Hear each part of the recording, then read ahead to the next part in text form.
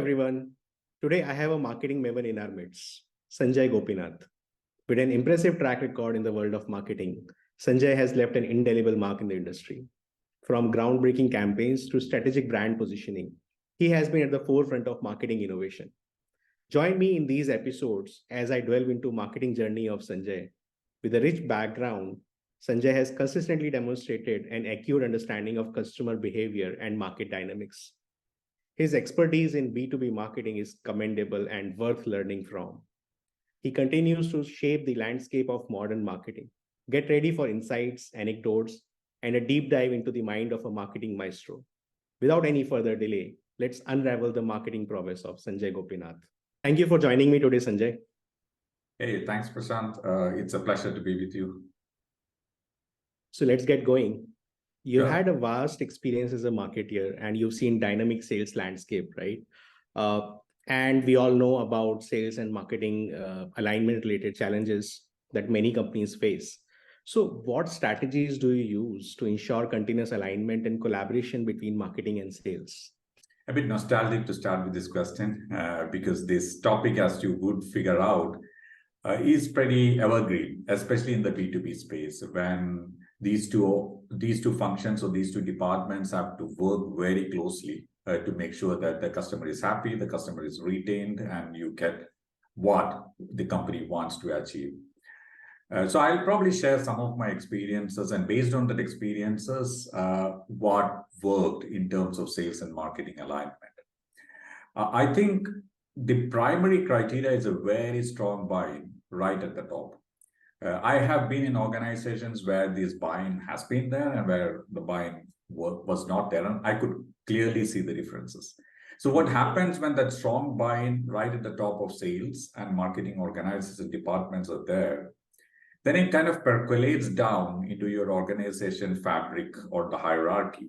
And things get easier for the rank and files to make things happen. If it's not there, whatever said and done is very difficult for a sales rep and a marketing professional or a specialist to kind of work together, because somewhere it kind of starts jarring. So this is the primary criteria, strong buy-in from there.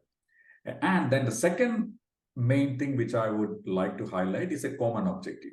Again, I'm not going into the KPIs and OKRs and whatever you call it, but at least a commonly decided objective that as an organization, and these two functions which are driving mostly the client-facing activities in the organization, this is what we are going to drive towards. And from there, you can find out the right cadence for the teams to meet, the kind of KPIs which individually you will carry, the handoff that will happen, and all those things. So these are my two kind of highlights. And I would also like to highlight some of the mistakes or some of the common myths or wrong misconceptions which people have in both sides of this equation, like sales and marketing. So somewhere in B2B organizations, at least large number of sales organization and people in the sales organization which I've met with believe that marketing spend equals marketing impact. And it is not like that. Marketing has grown as a function over a period of time, and I'm sure that we will talk through that in your questions in this conversation also.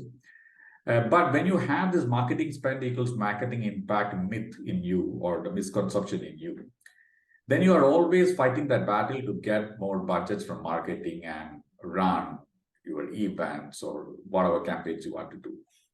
So that is a misconception from a sales side. Similarly, there are misconceptions or rather wrong notions from the marketing side also. Whatever said and done, and especially I'm talking from a B2B scenario, because that's where the sales and marketing has to work much closely. The marketing may think that, okay, they know the customer quite well. Of course, in some cases, they know the customer well. But let's be very honest, the sales reps and the sales teams are the ones which are closer to the customer. So their feedback and their input has to be factored into your marketing campaigns. And this will come sometimes anecdotally, sometimes from data. So you need to spend that time as a marketer with your sales rep who is handling that territory or a particular industry to get that, incorporate that in your campaign, rather than you run your campaign in your own in your own sphere of work and thinking that the sales rep will benefit from it. So this is where I think both parties can get better. Obviously, there are organizations where this gets better. And where I have seen the organizations that really done well is where these two factors, which I talked earlier, which is one, a strong buy-in from the top, really from the top, and the second one, a commonly agreed upon objectives are there. Otherwise, sometimes this function, and especially the onus is on marketing, and sometimes they spend a lot of time to show the value to sales. And probably I'll end the answer to this question with an anecdote, which from a very large organization I worked with. Once a very senior marketing person was telling me, marketing director, that level of person was telling me that, hey, Sanjay, we had a great conversation with the sales manager, and your team member really helped me to bring the data forth to say that what is the impact that we brought and which he was miscalculating. So do we need to really spend all this time when all of us are working in the same organization towards objectives of the organization? Yeah, absolutely. I think that is a very valid and very relatable scenario for all marketeers and even in sales, right? At times, what I also see that things are reactive. When the numbers are not happening, then the first That's question right. comes to marketing, that what have you done for me? And that is where what you said, that alignment at the beginning, that what is the common objective and what is it that marketing should be doing for sales and companies' growth comes handy. Otherwise, it's like what you have done and what I have done, and you're always justifying the impact. But if the alignment has happened right at the top, things are much easier. Yep.